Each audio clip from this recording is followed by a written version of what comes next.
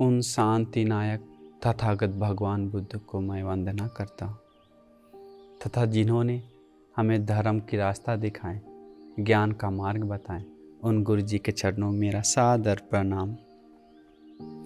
पुण्यवान सज्जनों, प्यारे भाइयों एवं बहनों, आज सुंदर दिन है क्योंकि आप बहुत सुंदर धर्म प्रवचन सुनने जा रहे हैं।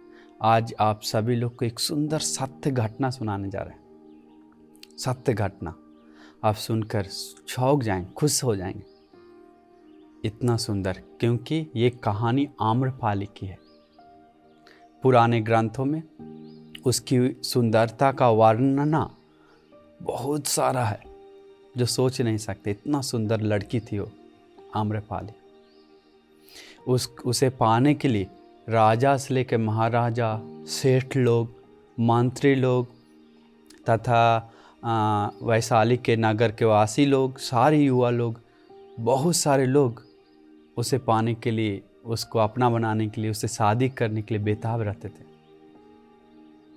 उसके बिना जीवन कुछ नहीं है करके सोचता था। कोई लोग तो खाना पीना तक छोड़ देते थे। तो ये घटना आप पूरा सुनेंगे तो आप विस्मित हो जाएंगे। अंतिम में उसी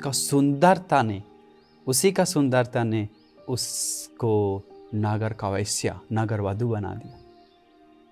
नगर वधू बन गया, पूरे नगर का पत्नी किसी के साथ रह सकता है।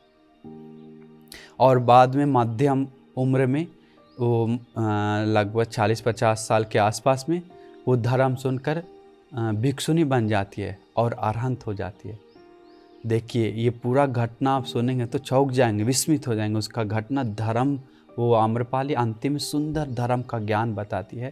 थेरी गाथा में आप लोग पढ़े होंगे, शायद नहीं, इतना सुंदर बताती है। वो बताती है कि पहले मेरा केस काला काला रंग का था, बड़ा बड़ा काला केस, घना बाल, भौरा जैसा काला, लेकिन अभी सफ़ेद हो गया है, झड़ रहा है, छोटा हो गया, पूरा जहाँ तहाँ से गिरा हुआ है, मतलब पूरा उजड़ा हुआ है। सत्यवादी भगवान बुद्ध का वचन कभी बदलता नहीं है। कौन बोल रही है? अरहंत आम्रपाली भिक्षुनी बोल रही है। अभी श्रेष्ठ बन गई, महान बन गई, उत्तम पद पे है, हम सभी लोग से ऊंचा पे चल गई, वो संसार से मुक्त हो गई। हम लोग तो अभी भी संसार में जा रहे हैं। वो आम्रपाली और दूसरी में बोलती है, मेरा बाल, एक एक के बारे में बताता है, पार्ट पार्ट के बारे में। मेरा बाल इतना सुगंध देता था, फूलों से सजाकर और ये तेल लगा के इतना सुगंध देता था, लोग आकर्षित होता था उसमें। लेकिन अभी बूढ़े होने के कारण खरगोश का बाल जैसा बिखरा हुआ है और दुर्गंध दे रहा है। सत्यवादी भगवान बुद्ध का वचन कभी बदलता नहीं है। पहले मेरा आँख नील मैनिक जैसा था, सुंदर चमकता था, बड़ा बड़ा आँख था, लेकिन अभी आँख बूढ़ा होने के कारण बदसूरत कुरूप हो गया, कोई देखना भी नहीं चाहता। सत्यवादी भगवान बुद्ध का वचन कभी बदलता नहीं है। पहले मेरा आवाज़ कोयल के जैसा मधुर था, इतना मधुर कि लोग सुनते रहता था, रुकता नहीं था। जैसे कोयल जंगल में हरा के बीच में कुहक रही हो, कोई सुनना चाहता है शांत से, वैसा ही मेरा आवाज़ था। लेकिन अभी आवाज़ जहाँ तहाँ से टूट टूट कर निकल रहा है। बूढ़ी होने के कारण आवाज़ कुरूप हो गया और आवाज़ टूट टूट कर निकल रहा है, कोई रस नहीं, कोई मधुर नहीं। सत्यवादी भगवान बुद्ध का वचन कभी बदलता नहीं है। पहले मेरा ये अंगुली बहुत सुंदर था, जैसे सोनार पॉलिश करके बनाया हो, इतना सुंदर। अंगूठी पहनने के बाद और सुंदर लगता था। लेकिन अभी ये अंगुली जड़ जैसा, पेड़ का जड़ जैसा सूखा है। सत्यवादी भगवान बुद्ध का वचन कभी बदलता नहीं।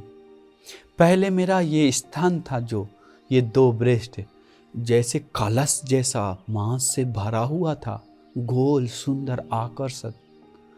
लेकिन अभी बूढ़ी होने के कारण जैसे चाय छन्नी का जो छन्नी होता है सूखने के बाद, वैसा ही लटका हुआ है, हिल रहा है, दुबला पर हो गया, कमजोर हो गया, नीचे लटका हुआ है। सत्यवादी भगवान बुद्ध का वचन कभी बदलता नहीं है।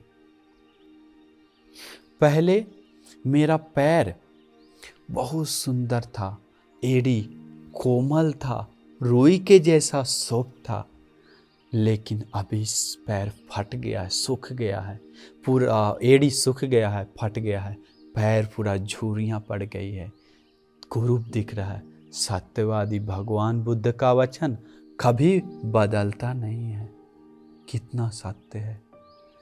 पहले मेरे शरीर देखने में आकर्षक, इतना सुंदर था कि लोग देखते रहता था, उससे आँख नज़र हटा नहीं पाता था लोग। लेकिन अभी बूढ़ी होने के कारण बदसूरत, कुरूप हो गया और शरीर में, पूरा शरीर में झुर्रियाँ पड़ गई, पूरा ये झुर्रियाँ से लटक रहा है शायद बूढ़ी के कारण।